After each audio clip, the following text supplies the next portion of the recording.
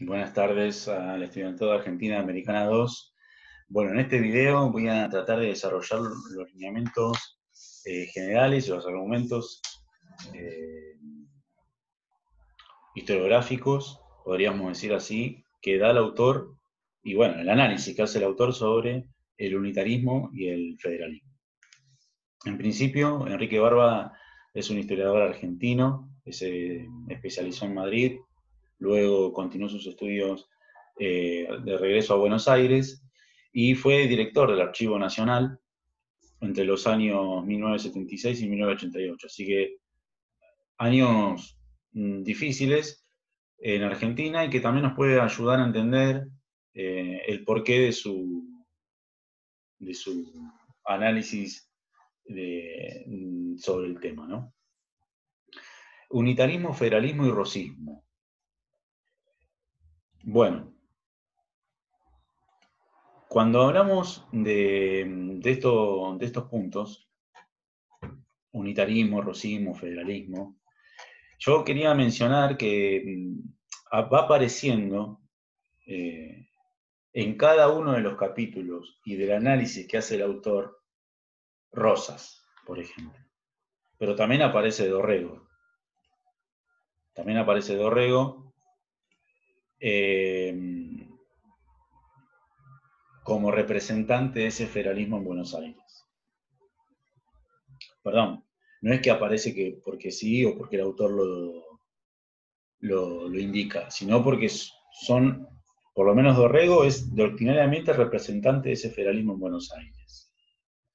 Y para el caso de, disculpen que si no se me corta, y para el caso de Rosas, lo principal es ver que el autor, digamos, lo expresa, lo representa a través de un interés individual, de un interés personal, del que no está muy lejos Dorrego tampoco. Aquí me parece importante mencionar que para el inicio del capítulo, tenemos el capítulo del 2 al 5, el capítulo 2, para entender unitarismo y federalismo, es importante tres elementos: el localismo, el particularismo y el regionalismo. Bueno, cuando hablamos de regionalismo, también tenemos que incluir ahí porteñismo y provincianos. Ahí ya tenemos 5 elementos epistemológicos como categoría de análisis para una metodología de estudio que va hacia los fondos, como dice Enrique Barba, y no hacia el fondo. Que nos facilita desentrañar la problemática unitarios y federales, ¿no? En esa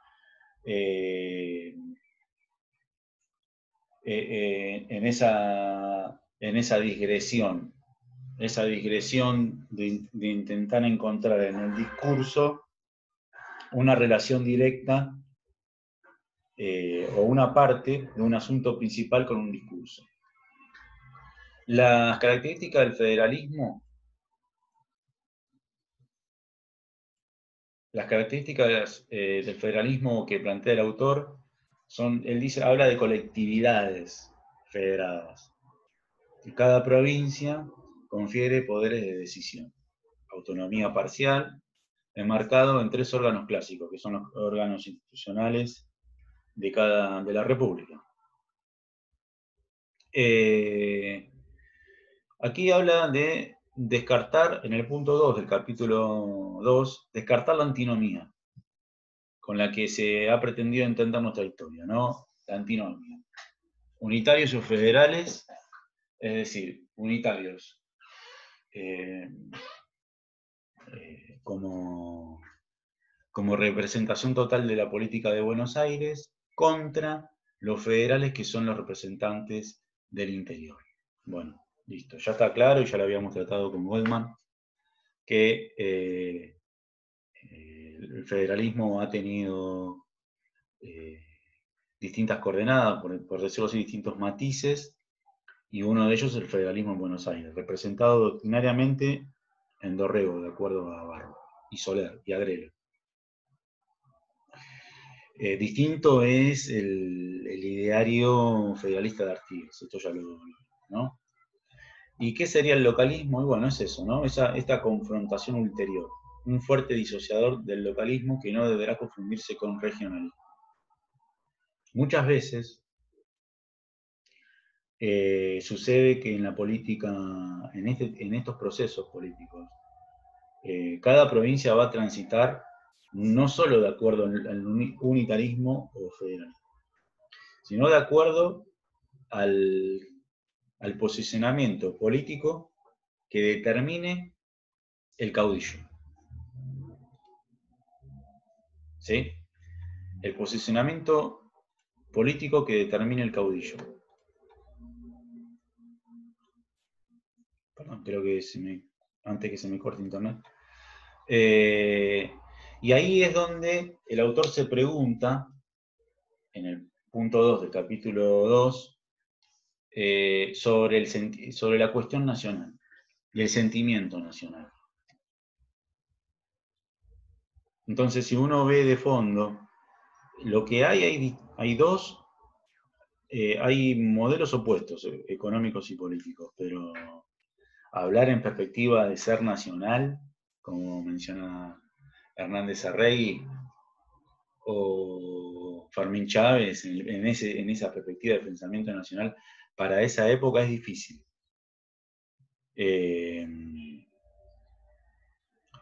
Una cosa es la ejecución de una política como la que ejecutó Rivadavia, que el autor la pone como continuidad a las políticas de Rosas, con ciertos aciertos, dice, de Rosas, como por ejemplo la nacionalización de los puertos. Pero bueno, estos son temas que van a ir más adelante en el análisis del capítulo. ¿Sí? No quiero irme por las ramas en esto porque luego lo vamos a desarrollar, pero bueno, es difícil pensar esto en una cuestión, en un enclave nacional, ¿no? El surgimiento del federalismo. ¿Qué es nuestro federalismo? Se pregunta. Bueno, y pone como fuente la carta de Anchorenas a Rosas, ¿sí? Dice, nadie se ocupa del federalismo porque las provincias se encontraban en estado de pobreza, ignorancia, atraso y desunión. Ahora, todo esto, estas cuatro características de las provincias y de las regiones, ¿por qué motivo fueron? Pensémoslo que si no fue también por políticas de ese sector políticamente representado, perdón, pro-inglés, contrarrevolucionario, ¿no? No es desacertado, porque si uno ve el proyecto de San Martín, las políticas de intervención provincial, regional que implementó San Martín, que no solo era para juntar recursos para realizar el proyecto libertador del cruce de los Andes, sino que promovió el crecimiento de la región, la acuñación de moneda, la implementación de escuelas de oficios para un objetivo en sí. Entonces, o los representantes de Potosí, que van a estar a favor de las instrucciones que envió Artigas a la Asamblea del año 13, que iban en este camino. Así que esas características de atraso, ignorancia, desunión, es difícil reducirlas solamente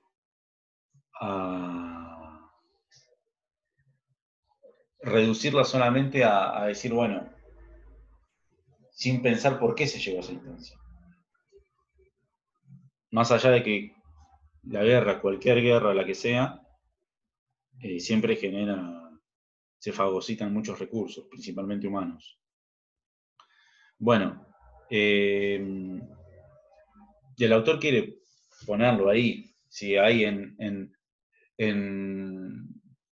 Anchorena o en Rosas, la familia Anchorena son una de las familias terratenientes más importantes de Buenos Aires, primo de los Rosas. ¿Abregaban por un federalismo o pensaban en un sentimiento nacional? Bueno, el pensamiento de Artigas sí, por lo menos Barba lo menciona. Acá vemos cómo Artigas En cualquier autor que trabajemos siempre vamos a encontrar que nadie va digamos, a dudar de la esencia del federalismo, ¿no? Y justamente contra una oligarquía conservadora. Así menciona el autor. Bueno, esas instrucciones dadas por Artigas luego se implementan o aparecen en la Constitución de 1853 frente a una modalidad centralista, ¿no?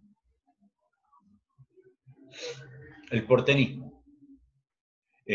Acá el autor, cuando mencioné antes que el autor incorpora o incluye el porteñismo y el concepto de provinciano para poder comprender, yo creo que lo hace como para poder comprender las actitudes del pensamiento de estos sujetos, ¿no? Y cómo está implicado por lo sociocultural.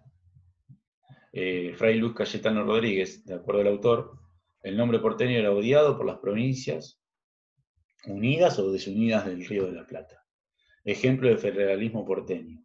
En esa coyuntura, Dorrego y Soler eran auténticos federales porteños. Así describe a Dorrego, ¿no? Que es el representante doctrinario del federalismo en Buenos Aires. El Estatuto de 1815, ¿no? Y junto con el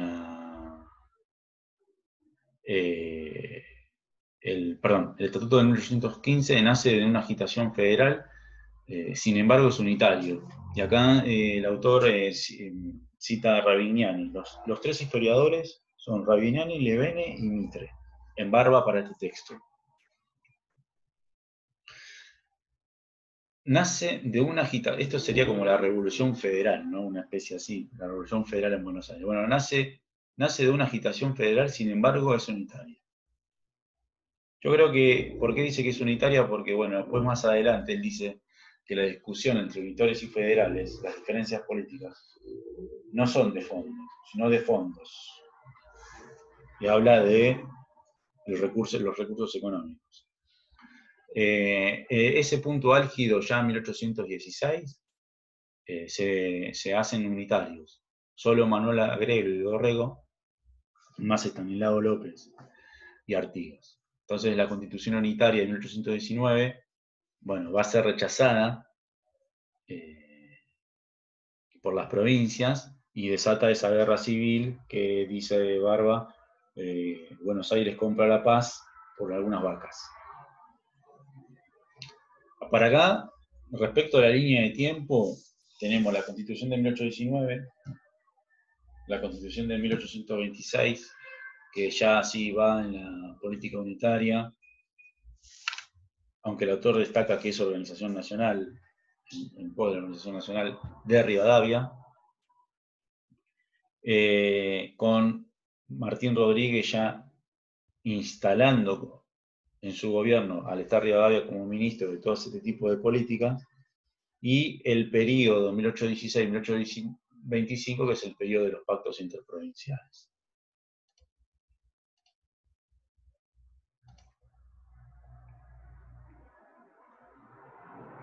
Bien, pasamos al capítulo 3, federalismo,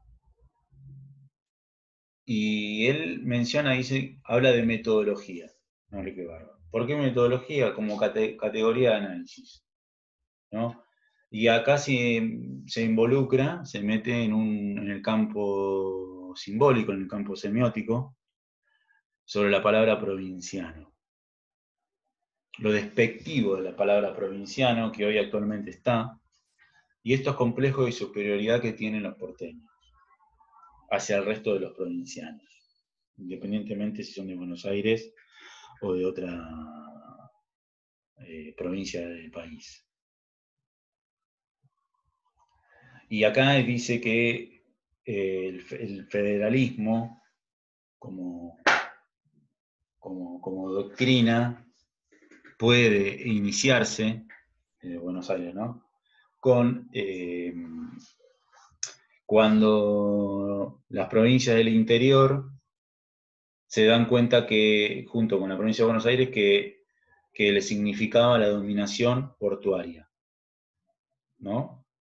Por la aduana y por el centralismo portuario. Con Quijano vimos la cuestión de los centralismos, ¿no?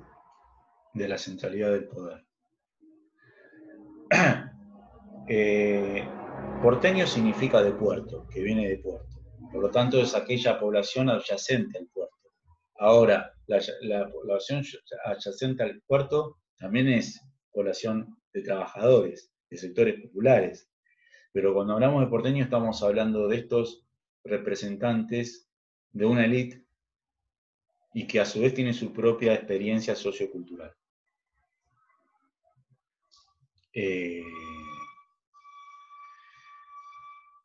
Un punto clave, ¿no? ¿Quiénes eran los federales en Buenos Aires? Dice el autor. Se pregunta, ¿Dorrego es federal? Y él dice, más que un federal, es un unitario con características de provinciano. Y algo así, pero más hacia el interés individual, es lo que va a pensar sobre Rosas. ¿Sí? Solo Buenos Aires se oponía al voto general de las provincias y de los caudillos, ¿no? Está aquí mencionando sobre el Estatuto de 1815. O daba constitución unitaria o no accedía a que se convocase Congreso Constituyente. La metodología, el modo equidistante, es decir, mirar con la misma intensidad las dos posiciones unitarias y federales, ¿no? Para entender el federalismo, el unitarismo, es importante ver el modo equidistante, o sea, mirar con la misma intensidad los dos procesos. No mirar con más no dar privilegio por un posicionamiento político que podamos llegar a tener, y sin ver los modelos políticos y económicos. Con la misma intensidad, entonces ahí ves los fondos que dice el autor, que él habla de que no es de fondos, sino de fondos. Entonces eso sería el análisis equidistante, ¿no? Un poquito con el tema de la irrigación, la inopía y la cuestión intangible. ¿Qué tipo de derechos se están defendiendo? ¿Derechos tangibles o intangibles? En el caso de los federales. Ver cuáles iban en la construcción nacional. Para el autor, Rivadavia es un ejemplo de modelos que van hacia la construcción nacional, aunque él es quien les quita los recursos, quitándole los puertos, las aduanas internacionales. Y dice acá que es uno de los aciertos de Rosas, la nacionalización de los puertos. Así que yo tomaría con algunas pinzas la crítica que hace el autor el análisis que hace el autor sobre Rosas. Porque él, para Barba, Rosas es el continuador de la política de Rivadavia. O sea, no hay duda de que Rosas logró conducir el país de manera personalista, con distintas características que están todas por analizarse. Pero aquí me parece importante no olvidarnos que es distinta la conducción, el modelo. Yo creo que es para debatir, es distinto el modelo económico-político de Rosas que el de Rivadavia. Sin dudar de que ambos lograron, con la impostura del orden, por ejemplo, conducir el país. O proponer un modelo de conducción del país. ¿Sí? Bien. Quiero ver si... continuamos. Seguimos aquí. Constitución, provincialismo y federalismo están imbricados. Están totalmente... son elementos que nos ayudan a pensar los procesos políticos, ¿sí? Separando de la cuestión epistemológica, regionalismo, localismo, particularismo. Tenemos el caso de la Constitución de 1819, que ahí a lo último del texto, Barba cita a Mitre, cuando dice que era rudimentaria. O sea, los unitarios también, en cierto punto, según Mitre, también representaban el atraso.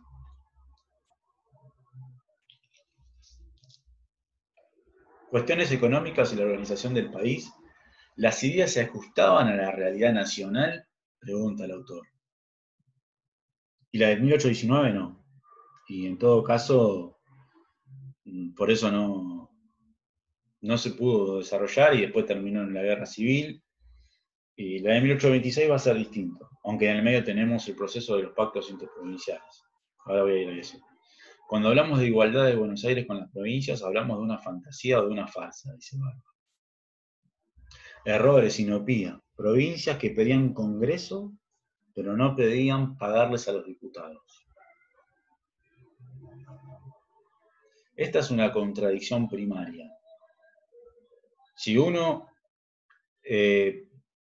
intenta o puede pensar el unitarismo, el federalismo, lo podemos proponer con esto, ¿no? Provincias que pedían Congreso, pero no pedían pagarlos a sus diputados. Entonces, de fondo, viendo los fondos, entonces, no llegaban, o sea, eran provincianos que se encontraban distantes a ciertas políticas unitarias, pero no por eso llegaban a completar un ideario federalista. Qué lejos está esto del artiguismo. Y bueno, justamente ahí es donde se sucede la batalla de Cepeda. Buenos Aires es derrotada. Compra su paz por vacas. Logra sostenerse, ¿no? Quizás logran sostenerse. Nace este periodo de pactos interprovinciales, ¿sí? Y aquí es donde el autor abiertamente dice, ¿no? En el caso de Rosas y Rivadavia, que con distintos disfraces pasan a representar el mismo tipo de política, aunque con distintos nombres. Dice, el primero, Rivadavia, ¿no? Hacia hacer un federalismo bajo el régimen de unidad. Y el segundo, consolidar el unitarismo bajo la ficción federal. Ya en el siguiente capítulo, que es el capítulo 3,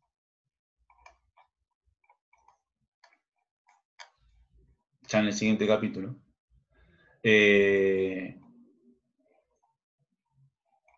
dice, pasamos a la parte del documento, el 14 de julio de 1815, para entender la oposición de Buenos Aires al porteñismo.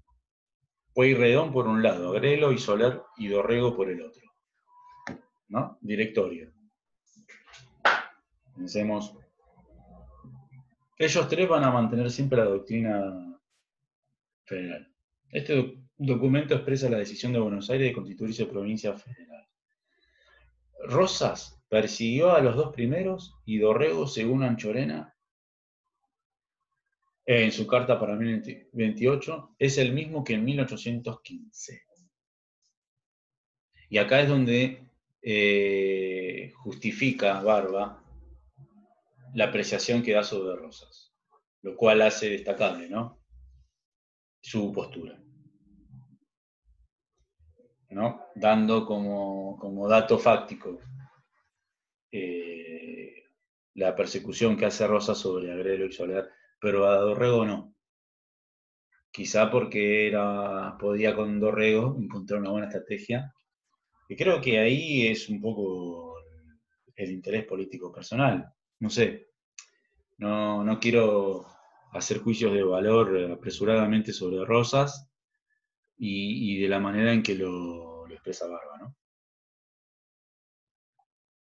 El Estatuto Provincial de 1815 en donde Buenos Aires se manifiesta a favor de iniciar la gestión de la Unión de los Pueblos, sobre la base de una convocatoria al Congreso que dictaría la Constitución. 1815,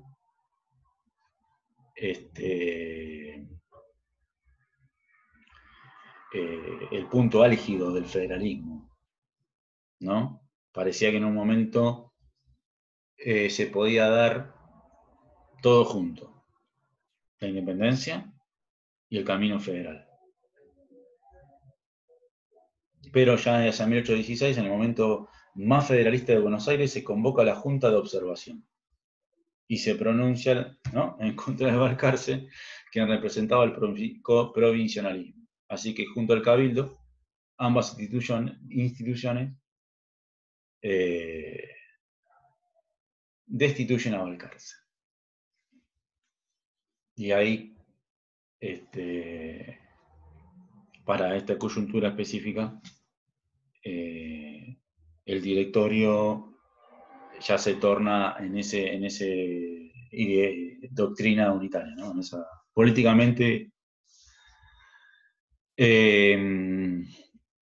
Bueno, aquí el autor menciona la habilidad que tiene Rosas para tener en manos el gobierno preservando los intangibles derechos de Buenos Aires o mudar con el nombre del partido defendiendo los mismos intereses.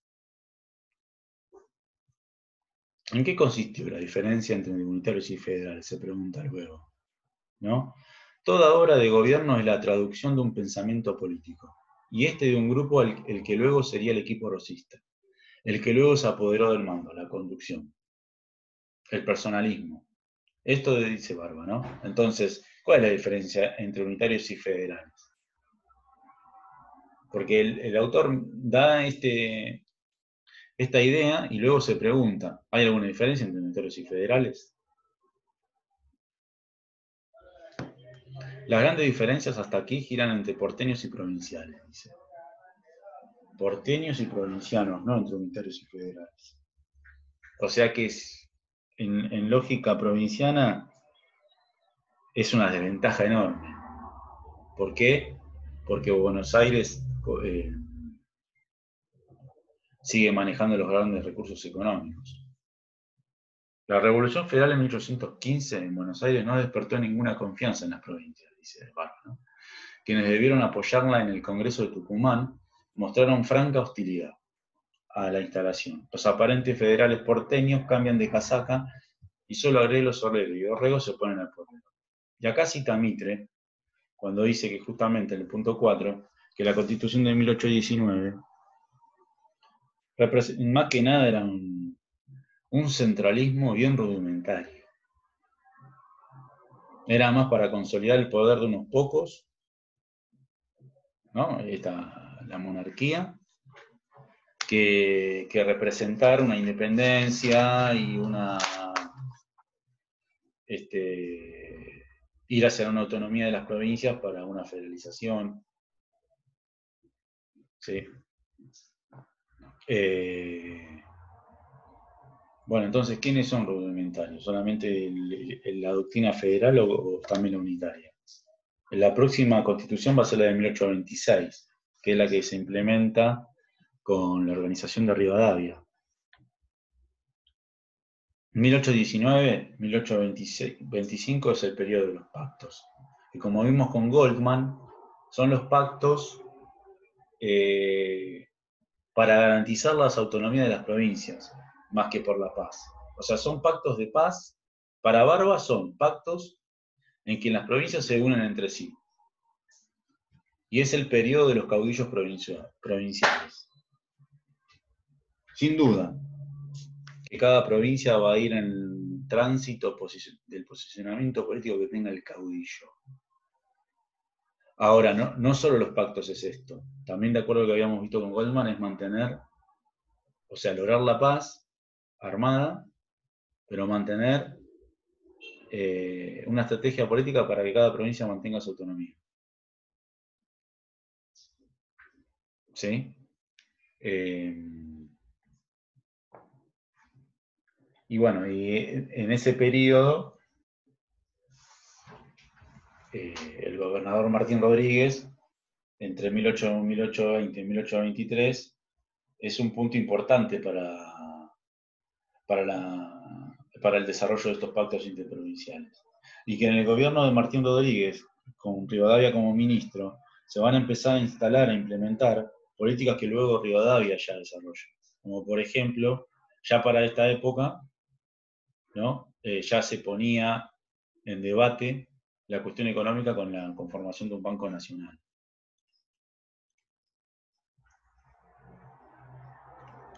¿Sí?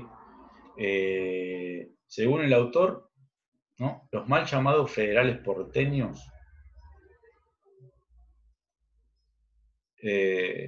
veían lo siguiente: la unión constitucional de estados en una sola nación bajo un solo gobierno central que preside los grandes negocios de la guerra, de la paz, de la tregua y de las relaciones contra otras naciones. Eso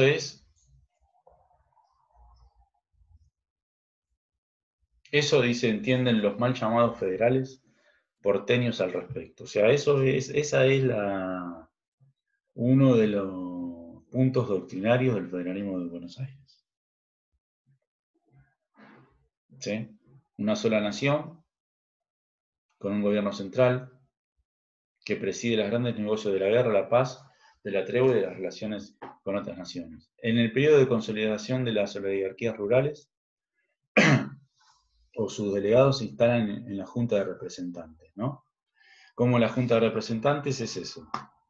No es, en gran parte, la bandera de los sectores populares, sino que es en la representación de la oligarquía, si no es ocupada propiamente por los terratenientes. Bueno, no es nada nuevo para nuestra nación ni para la lucha de nuestro continente. ¿Cuándo se diferenciaron en Buenos Aires los unitarios de los federales? ¿Cuándo, eliminados los doctrinarios de Dorrego por los centralistas de Rosas, imponen esto su política en todo el país? Bueno, desde 1821 y en la sesión de agosto de 1822 vemos cómo los representantes federales de Buenos Aires, ¿no? Cobran acuerdo con Bernardino Rivadavia. Votan a favor de la supresión del cabildo y no se observa, según el autor, una repulsa al intervencionismo económico extranjero. Las utilidades, esto lo incorporé yo con la de Escalamino Ortiz, y los giros de la banca inglesa. Por eso él dice que las diferencias entre unitarios y federales no es de fondo, sino de fondos. ¿Sí? Es interesante, y ya acá me voy a meter en el capítulo 5, pero antes de profundizar los elementos del capítulo 5, cómo la banca inglesa, y que independientemente del nombre que después va a tener el banco, el análisis que hacía Raúl Escanabino Ortiz en su libro Política Británica en el Virreinato del Río de la Plata, de cómo a través de la diplomacia es una política de Inglaterra. Bueno, lo vimos ya también en el periodo antes de la independencia. Esto de enviar emisarios para negociar, hacer un diálogo, hacer por abajo pseudo acuerdos económicos que terminaban luego posicionando a nuestro país, a nuestros recursos en las arcas del capital inglés. Y que una de las formas de capitalizar el país, en lugar de fomentar las industrias regionales, como fue la experiencia de San Martín en Cuyo, una de las formas de capitalizar el país solamente es a través de la importación de capitales, no de la compra de maquinarias. Entonces, si solo capitalizamos el país de esa manera, ahí se entiende por qué hasta 1930 Argentina, más allá de alguna incipiente industrialización, se dedicó solamente a la exportación de materias primas. ¿Sí? Entonces, cuando hablamos en teoría económica, se dice que una de las formas de capitalizar un país es importando capitales, es decir, a través de la deuda. O, para el caso, si lo vemos desde un nosotros, estamos viendo que la creación del Banco Nacional no fue más para que el capital extranjero ponga acá sus remesas y haga un gran negocio, aunque el empréstito de Baring Brothers nunca fue pagado. ¿Sí? Y además de eso, en paralelo, los acuerdos de exportación, que luego va a ser con un triángulo Argentina, Estados Unidos, Inglaterra. Por eso, ahí donde el autor menciona los análisis de fondos, no solo de fondo, para pensar la doctrina y las diferencias entre unitarios y federales. Capítulo 5, ¿no? Desarrolla lo sucedido en el Congreso entre 1824 y 1827. Años en los que se va a ir empezando a ejecutar la política centralista de Buenos Aires, pro puerto, portenista. ¿Sí? Las primeras disidencias que conducirían a definir a los partidos unitarios y federales siguen centradas en la vieja prevención que las provincias guardan al respecto sobre Buenos Aires, a través de la ley fundamental, esa ley que establecía la autonomía de las provincias con el desarrollo de sus propias instituciones. Pero principalmente, ¿no? Se perfilan entre unitarios y federales, la diferencia es las digresiones, y que no son contradicciones, se va a poner álgido, se va a poner áspera, dice Barba, con la instalación de las argumentaciones y los desarrollos políticos en los diarios. Nada nuevo yo pensándolo en el presente, ¿no? Cómo a través de los diarios se van a instalar de manera incorrecta las problemáticas. Por ejemplo, si la problemática es la banca nacional, o la creación del Banco Nacional, que lo va a implementar, que es una de las 3 medidas que implementa Rivadavia, que son las que menciona Barba, entre otras.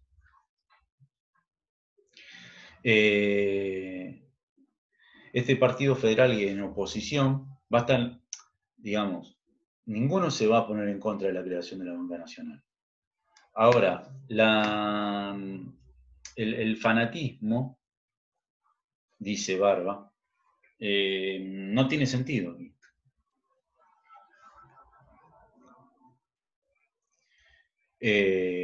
Porque se va a desarrollar ese fanatismo en los periodos, en los diarios.